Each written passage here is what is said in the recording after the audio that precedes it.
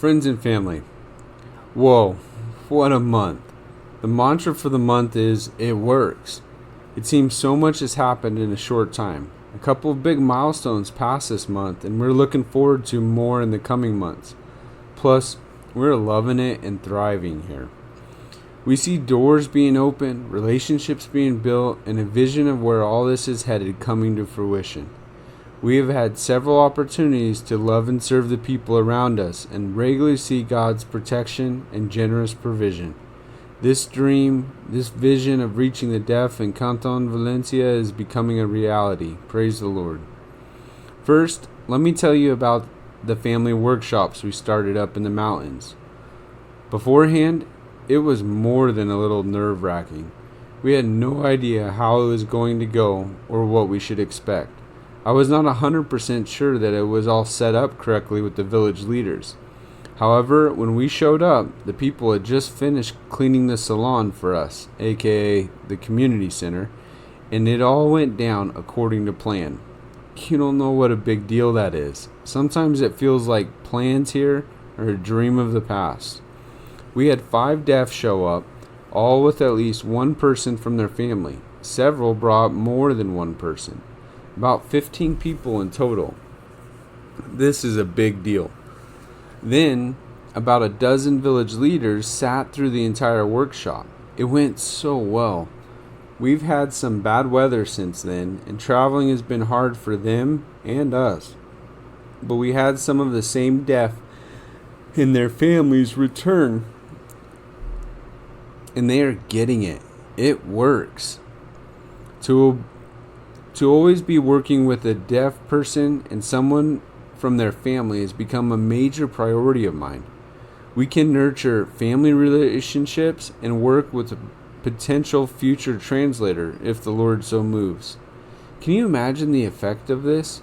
We could be ministering to the families and providing opportunities for the hearing family members just as well. They could be advocating and communicating on behalf of the deaf. Plus, it also creates an opportunity for them to learn another language. You should see the families that I've been following up with. They are over the moon with it all. It's exciting. It works. Another one of the priorities we are developing is to partner with existing institutions and systems. That being said, I've been meeting with the local pastor. Sometimes we pray, sometimes we do an impromptu Bible study together. Another time, he was struggling with how to finish the bathrooms at their church. So I was able to teach him about a septic system. And then we went down the road to Valencia, and I showed him the system that the Doppenbergs built for the salon in the village. I introduced him to the leaders there, and they told him how happy they were with the system and whatnot.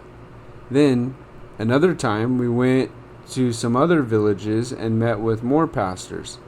All these connections are just falling into my lap, and I get to share God's heart for the deaf with each of them, and just encourage each other and so forth.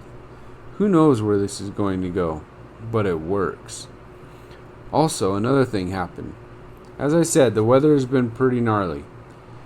The other Wednesday, the pastor of our church in Jutiapa got cut off from the church because the road was blocked. So he called an hour and a half beforehand and asked if I could preach at the service, all in Spanish. Praise the Lord. I've been meditating and working through the parable of the great banquet in Luke 14, so it was fresh. I jammed out a few phrases into the translator that I knew I needed to practice in Spanish, which would be helpful in this sermon. Sarah drove while I practiced. Then I used the method and technique I learned and practiced during the doctoral program and was able to preach without notes. It went fairly decent. I think I still sound like a first grader, but the message did get out. We're just loving it there, and serving at our local church is a privilege. All in all, it works. You guys, it's incredible how it's going and the doors that God is opening. I could share several other really neat stories and opportunities we've had, but I'm limited on time and space here. It is a privilege to serve and live like this. Thank you for being a part of this and enabling us to be in the field. It's only because so many are supporting us financially, praying with us, and just encouraging us. This is making a difference. We have high hopes and are encouraged by how things are looking. Hopefully, after the prayer meeting, when we are just hanging out on the Zoom call, we can share some more of the things that have been happening. Or if you get bored, give me a call some other time. We can always plan a call if that works better. It's just a neat work to reach out to people who have been completely locked away in isolation.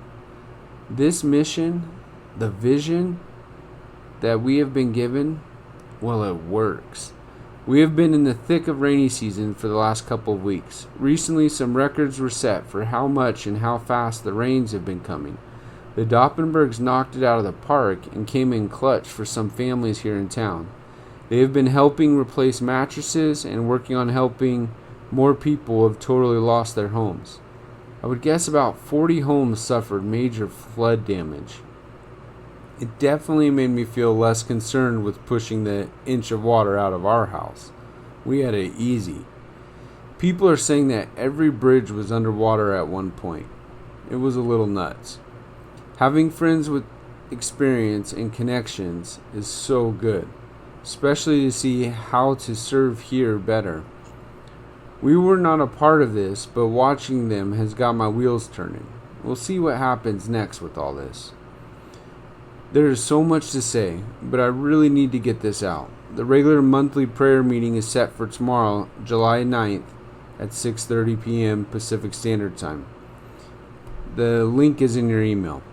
I hope that you can make it. If not, reach out another time to set something up. Thank you for praying with us, even if you can't make it to the meeting. Thank you for loving and supporting us so well. It works. The July Prayer Guide. The praises. Praise God for the special time that my mom's side of the family had honoring Papa Pete a week ago for a celebration of life gathering in Idaho. I'm feeling on a whole nother level the cost it takes to be here when we are missing out on these important things. But the report from the family is good. The Lord was honored along with remembering Grandpa, specifically the constant joy that Grandpa always had about him.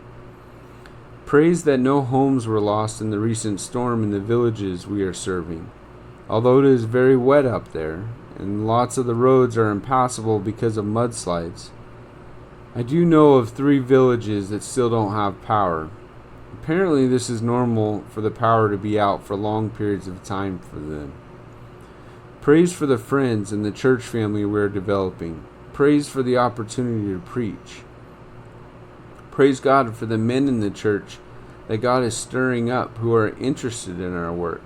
One has come up with me to see it, and another is trying to. They are both great assets to the work and as friends, too. It is so neat to share God's heart for the deaf with other Guatemalans. We see this as a developing role of ours here. Praise for the movie night we helped put on with one of my mountain pastor friends. It was something pulled from Pastor Mike's playbook, to just have a fun family activity as a church family. It seemed to bless that church body. I bet this kind of thing leads to more opportunities and whatnot. Praise God for the Doppenbergs family, for the Doppenberg family's example of serving well with their mission, Dig Ministries. Our regular interactions benefit both of us, and I'm learning a lot from their experience in this area. Praise for the many open doors and connections. This is incredible. Praise it looks like the Doppenbergs got the construction of the new medical clinic fully funded in Valencia. The first team of doctors is scheduled for the end of the month. The construction is coming along great. Praise that the English class has continued. However, it's a little bit of a bummer that we're down to only 2 students. They are working really hard, so it still seems worth it. We are done with that at the end of the month. I'm not sure we'll start that back up again right now. Praise that Levi bounced through having dengue fever really well. He's recovering fast.